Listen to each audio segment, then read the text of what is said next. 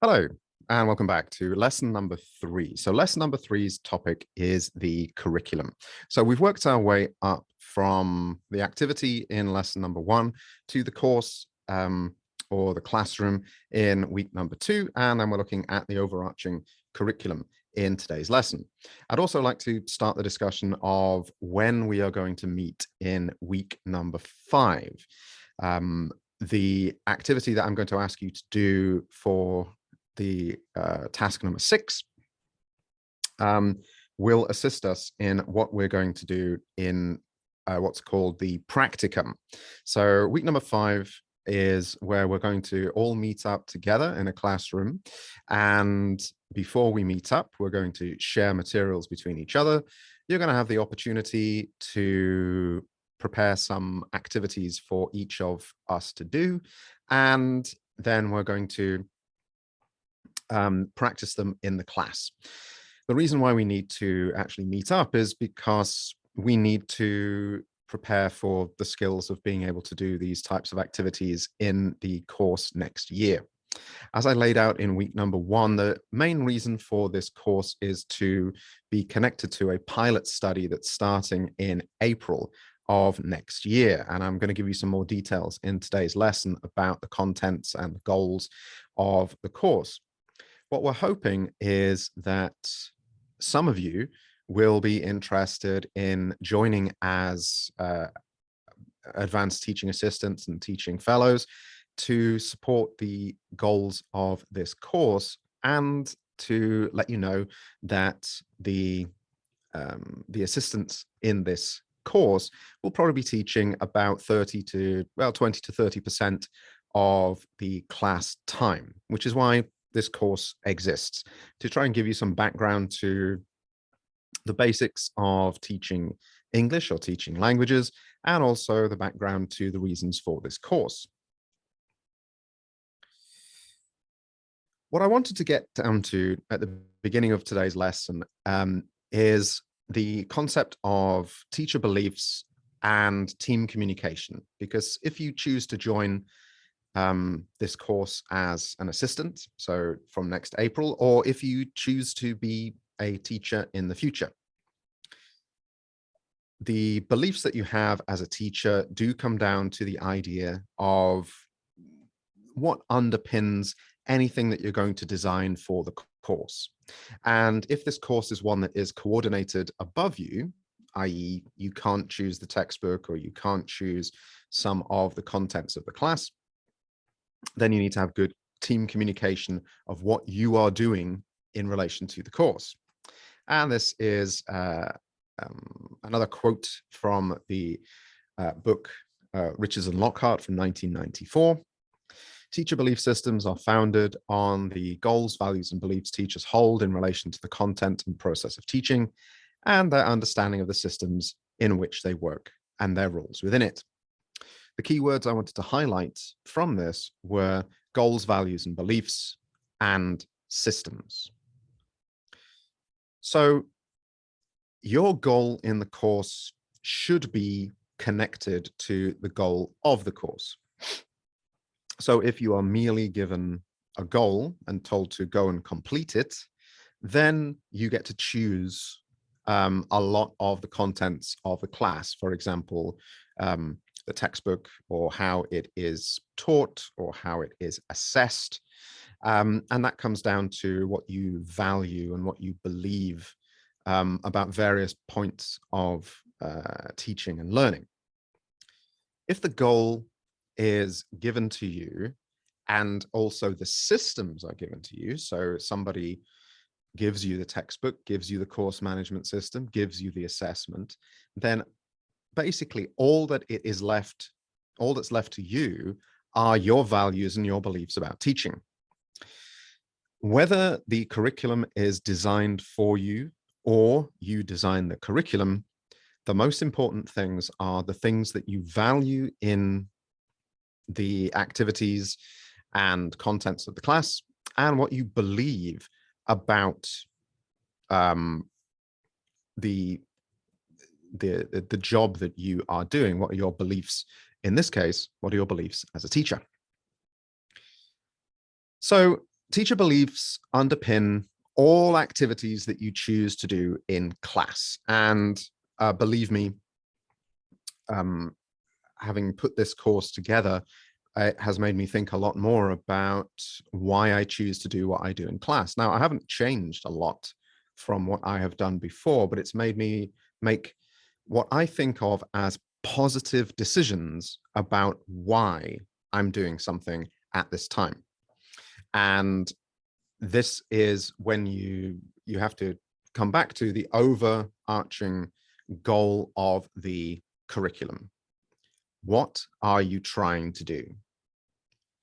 And if you can see the end goal, something that might be 8 weeks or 16 weeks away at the start of the course, then you can make positive decisions about what you're going to do in the class at that time. And I borrowed some of these questions from my own master's in TESOL that I did nearly 20 years ago now.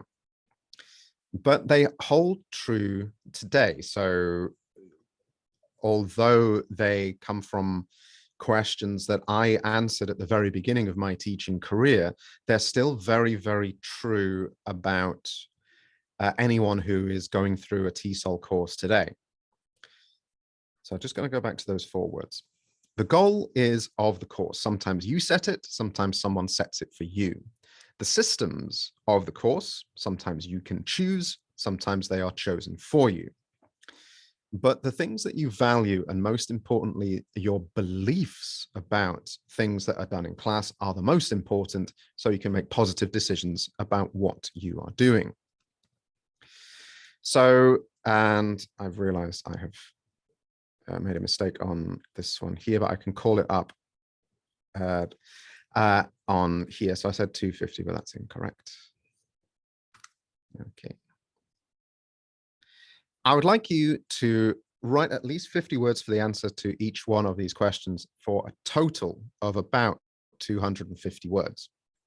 And they're included here on the worksheet that I will share with you.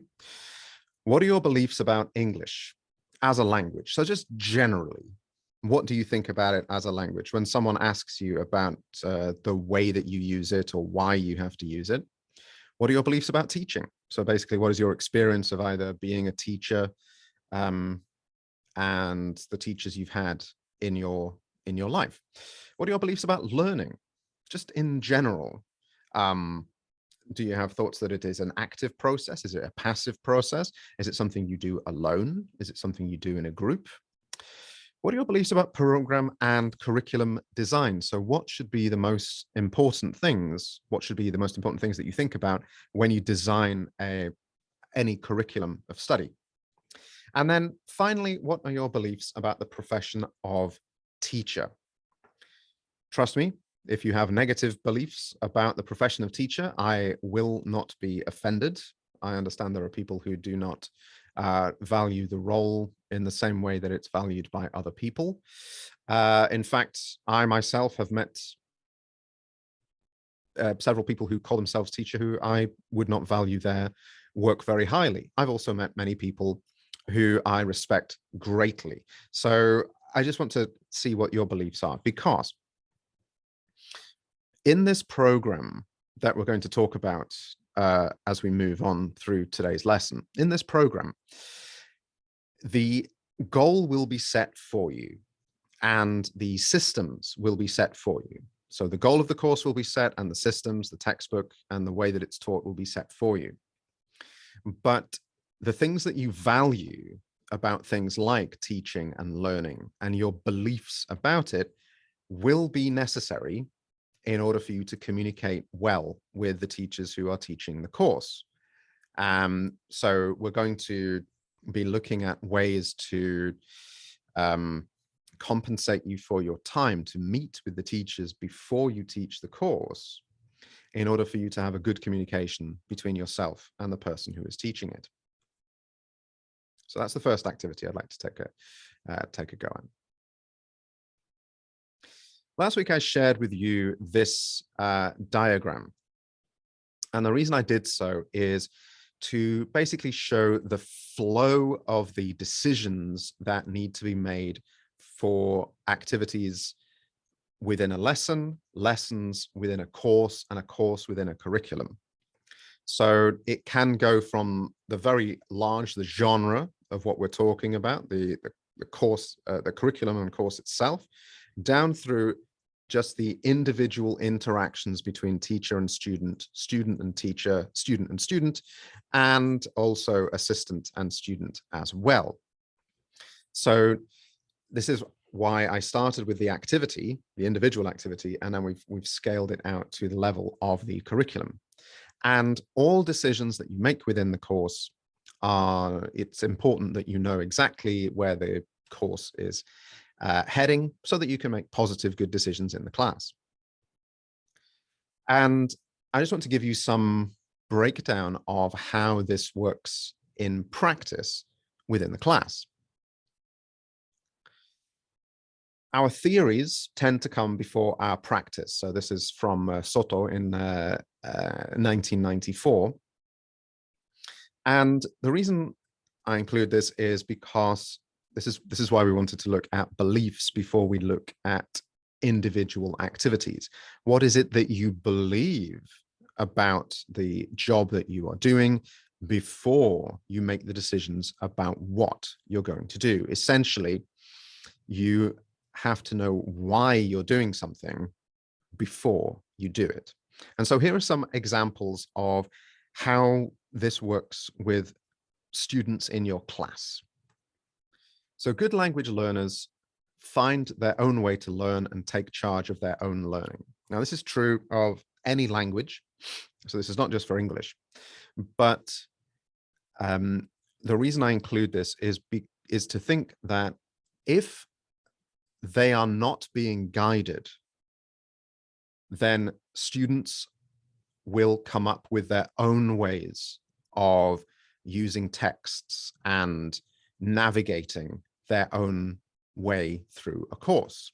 So, for example, they organize information about the language in their own program of study. If you don't tell them what to do, they will design it by themselves. They're creative and experiment with language, and we want them to do this. We want to encourage them to be creative and experiment. And depending on your beliefs about language learning, this might be something that you want to encourage more. They create opportunities to practice the language. They learn to live with uncertainty. And this is one of the things that we want to focus on in communicative language teaching, particularly with students in Japan. Oftentimes, and I just want to pull up the next one, this one as well. Particularly, students might think that making an error in their work is something that is negative. What people we're going to be working with, the students we're going to be working with, are first-year students on courses that they have to study. So what we want them to do is to make sure that errors are not something that should be seen as negative. Making an error is an opportunity to learn. So learning to live with uncertainty, organizing individual items to patterns, linking things together, dealing with errors. These are all things that we want to encourage students to do at an early stage in the course, and then identify these potential errors and work out ways to fix them. Use linguistic knowledge and rely on what they know. So transfer from first language or other languages. Use context to understand the messages, to make intelligent guesses. So be active in making decisions about what they're doing in the class. Learning expressions and idioms. And so these phrases that they can drop into conversations where they feel more confident, they feel more fluent in their production.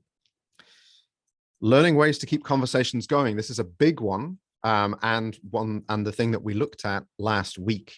So if you don't encourage them through the ideas of asking a question, following a question, passing to somebody else, keeping the conversation moving, then conversations can just die. But good language learners find ways to keep things going. And sometimes it's just as simple as saying, "What do you think?" or "How about you?" They make use of production techniques, paraphrasing, synonyms, asking for help. The question, "Can you repeat that?" is just as important as giving the supposedly correct answer to a question. If you or someone else in the group says something and they don't understand it, then just asking, "Excuse me, could you repeat that?" or "Excuse me, can you explain that?" is a way of keeping a conversation moving, because it gives the other person the opportunity to give more information and thereby give more fuel to the conversation.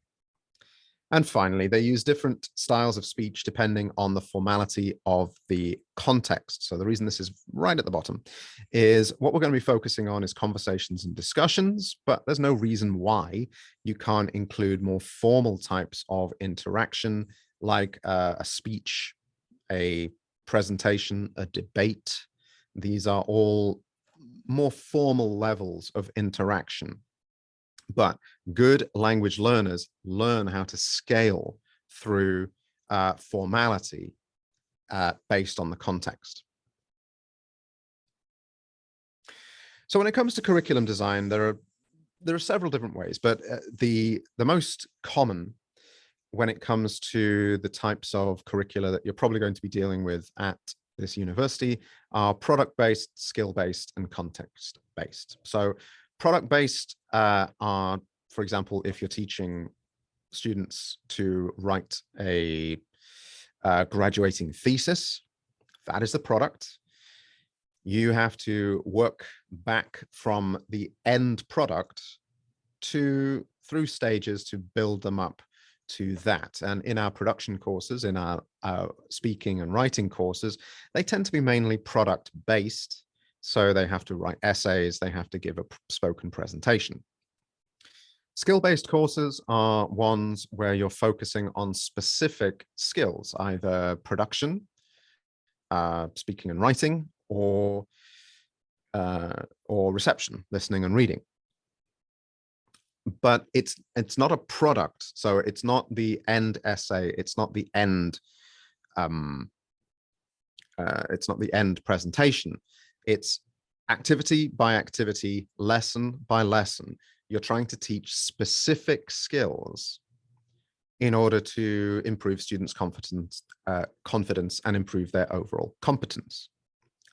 So this can be something as small as having a conversation, things that we've done in the course already. So having a conversation, recording it, transcribing it, annotating it, summarizing it. These are all specific skills that you can break down throughout a course. And then by the end of it, students are generally more confident at using language than they were before. And then there's content-based. So this, I don't believe that any of the first year courses taught for the Kikan Kyoik at Kyushu University are content-based, which is to say, we're not teaching them economics or mathematics or law or medicine or humanities. We are using those as the frame within which we're trying to teach them skills. So the course that we're going to be looking at specifically, the course that kind of we're building towards preparing you, if you want to work in next year, is a skill-based course. It is a communicative course that uses a textbook that has a variety of different topics. And I put in product-based there because at some point during the class, they're going to have to take, reading skill and speaking skill tests. So that's kind of a product. So there is going to be some connection to how they're going to be assessed, but it's mainly going to be class by class, trying to improve their confidence and competence in communication. So In a skill-based curriculum, and I borrowed this from a colleague of mine called Emily Gorski, the reason why you choose a skill-based curriculum, three basic things. It promotes greater independence of the student. So what you're trying to do is to improve their ability in certain skills. So in the future, when it's at a time that's convenient for them or helpful for them, they can bring that skill in and help them. So as Gorski Sensei points out here, students who learn through skills-based instruction are more likely to have higher level and solve problems on their own. So they become more independent learners. They learn a skill, they practice the skill, then they apply the skill when it's necessary. It increases learning speed. Students learn much faster when there are multiple ways for them to use the information. Some of this got cut off. And using a skill-based approach can further develop what they already know and have them grasp concepts quicker. So once you have a set of skills and you practice them and you become confident with them, then when you apply them and you get positive results, it creates a positive feedback loop. And then it provides real world experience. And this is something that let's go back. This is something that I really believe in. When you're dealing with a product or a content-based course, you are only focused on that particular product, that test or that assessment, or that content, that part of the textbook or the journal or the thing that your teacher has given you. With skills, you get to learn things that when it's necessary for you, you can apply them and they help you out more. Now, content can help you. Of course it can.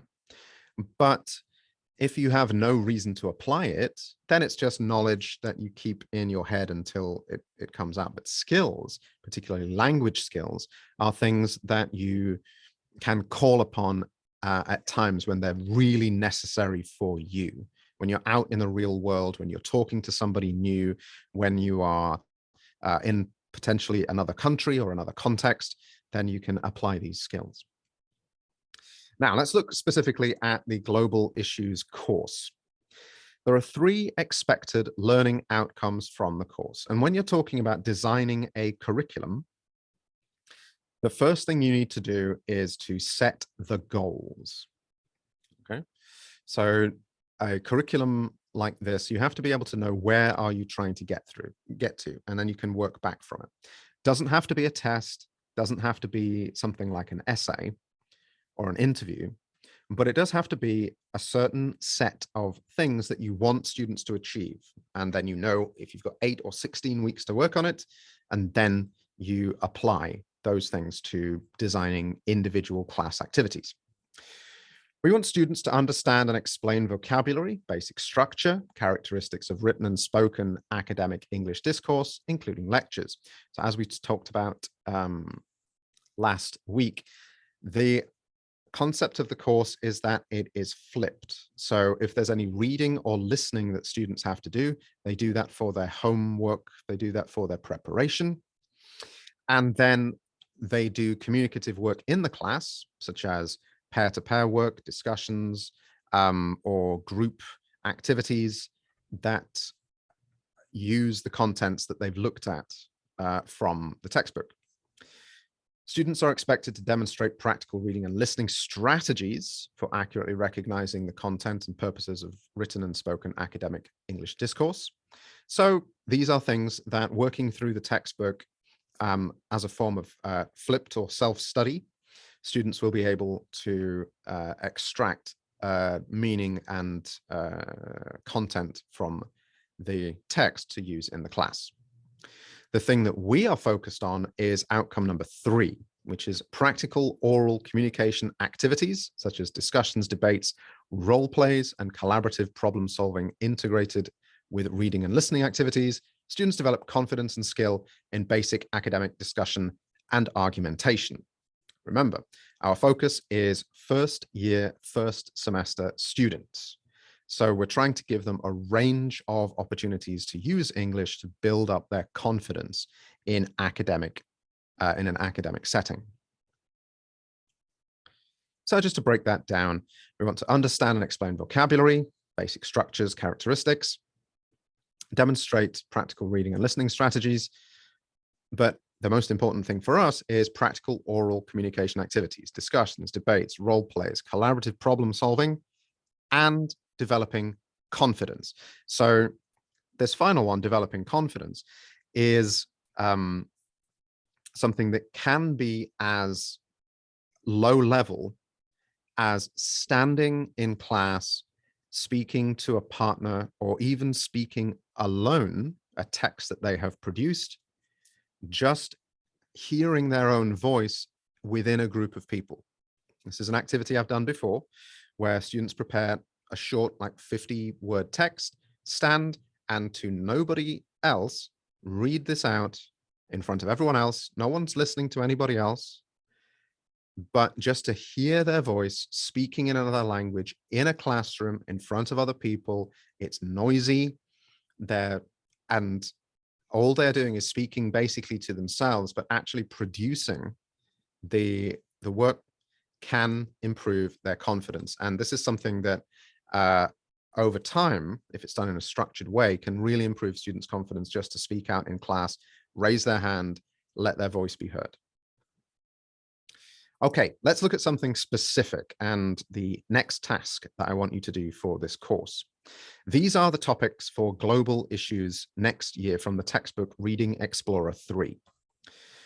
Sports and fitness, most of them are very, very obvious, but number 2 is not. So sports and fitness, skin deep, it's called Skin Deep. It's about beauty standards around the world, what is considered beautiful, and the standards that people, men and women, attempt to reach. Animals in danger, so endangered animals. Violent earth, which is in relation to things like volcanoes, earthquakes, tsunami, things like that. Islands and beaches, which is, I mean, some of it is in relation to tourism, but also humans' relation to the sea. Global addictions, which you might recognize in relation to certain things that people tend to have natural connections to, shall we say, but that have negative consequences, things that people might eat or drink or put in their bodies, or activities that have negative effects on the environment. And then finally, energy solutions, which is something that at the moment, I think we're all thinking a lot about, but they're very, very broad topics. They're very wide topics that other materials can be brought in. Okay, so here's task 6.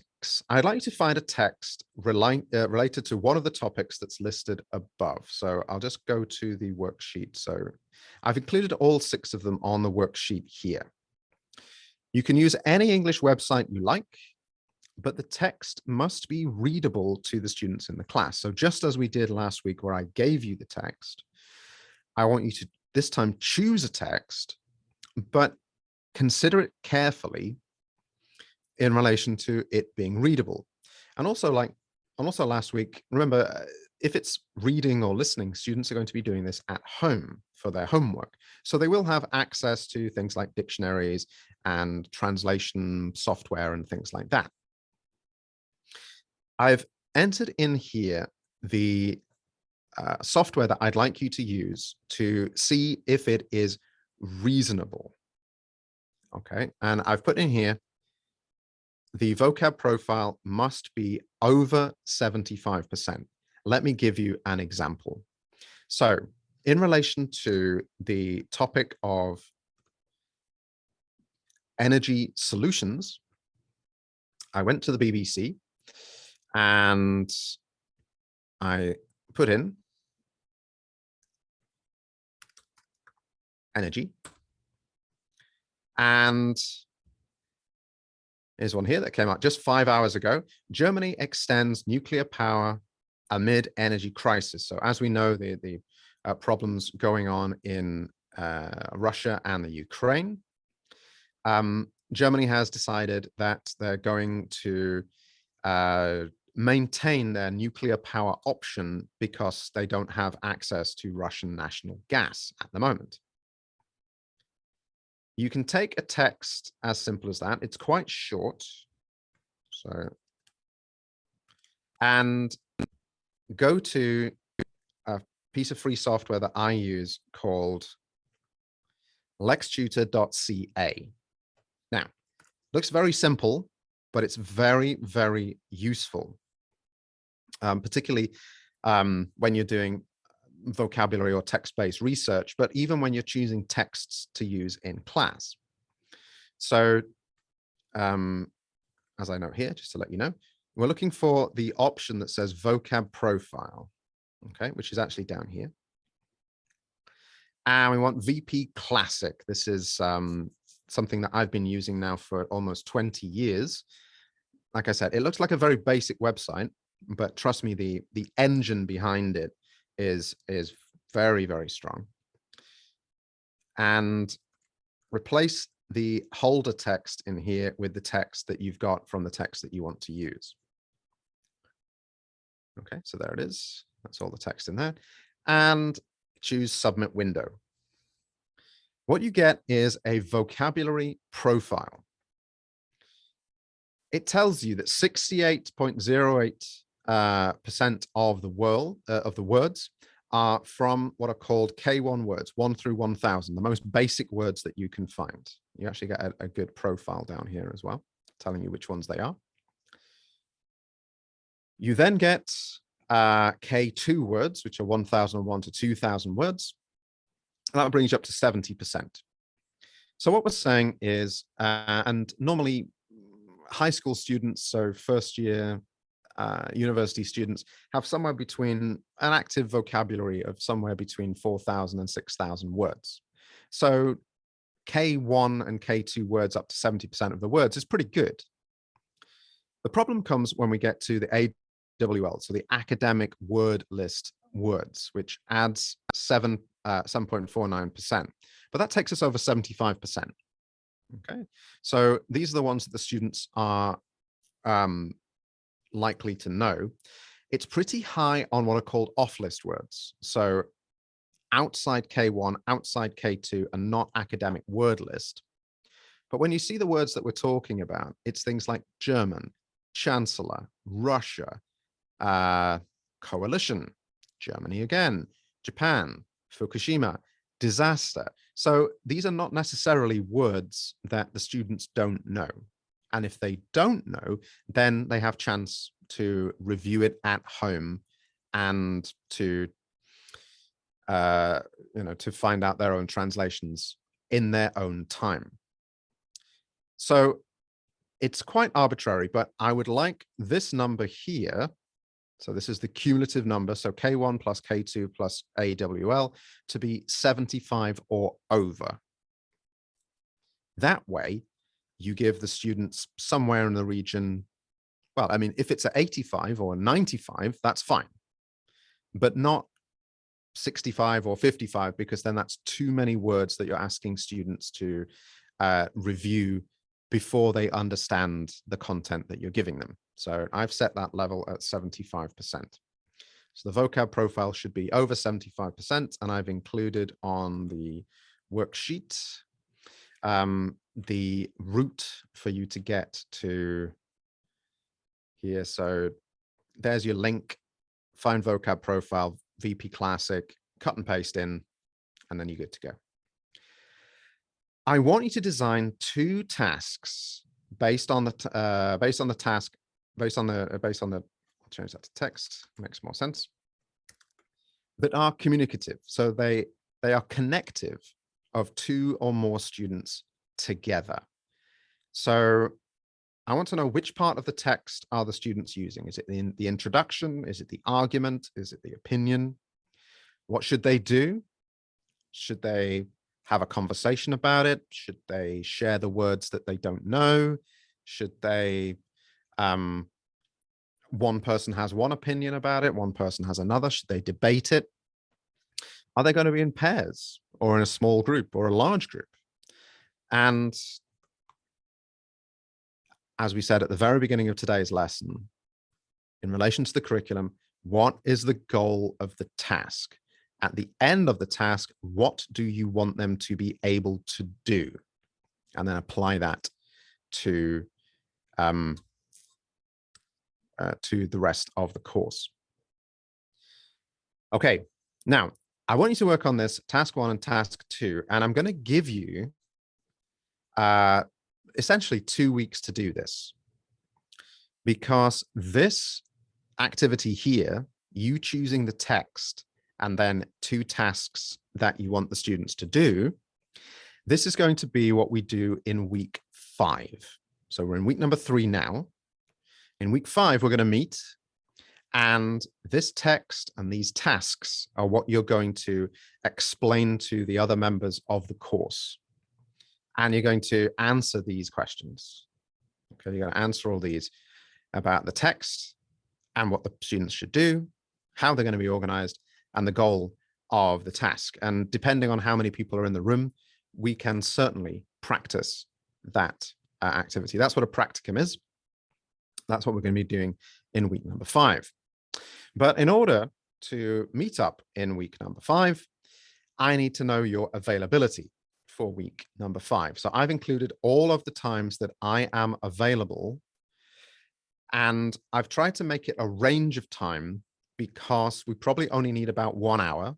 So it doesn't need to be, ichigenme, nigenme, sangenme. We don't need to deal with the timings of the courses here. If we can find an hour that is convenient for everyone in the course, then we will find that time and I will find a space.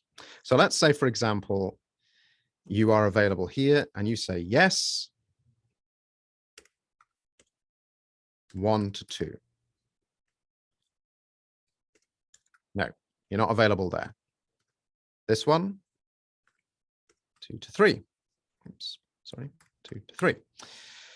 So of all of the things that you're available here, I'd like to know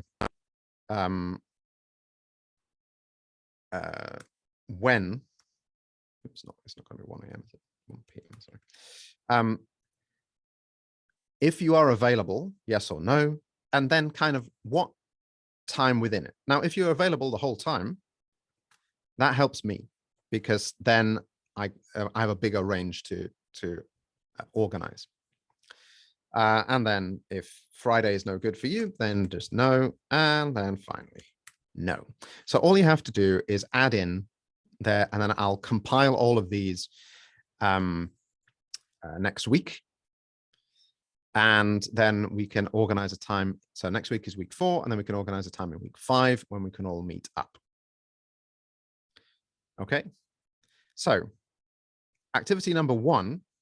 So course activity, well, activity 1 for today, but number 5 for the course here, I would like you to complete before next week's lesson. So basically before next Tuesday.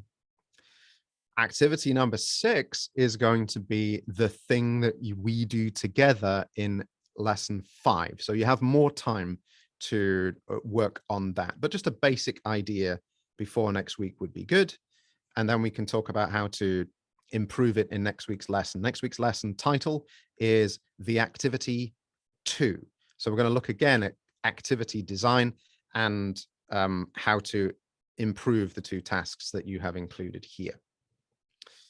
Okay, so there's a lot to go through this week because it involves your own research into finding a text that is suitable, checking it through this vocab profiler here. This, by the way, is completely free and it's not freemium, so there's no limit to the number of times that you can use it. So if you go through a text and you find that it is 73, then find something else, try to get closer to 75. You can use this website as many times as you want. as I say, it looks very, very basic, but the output of it is incredibly helpful when it comes to choosing texts. And we want to use authentic texts in this course. So we want students to be able to go to and feel confident going to actual news sites, for example, the BBC, and using the texts that are available to them. So when students get things that have been edited or changed, and it doesn't improve their confidence as much as going to actual web pages where the real story is there. So that's why I want you to check the vocab profile very, very carefully. Okay, well, thank you very much for your continued work in this course. It's been very interesting to check up on your submissions each week, and I'll be giving you feedback when we actually meet up in the week 5 lesson. So thank you very much, and I look forward to seeing you in week number 5. So please let me know.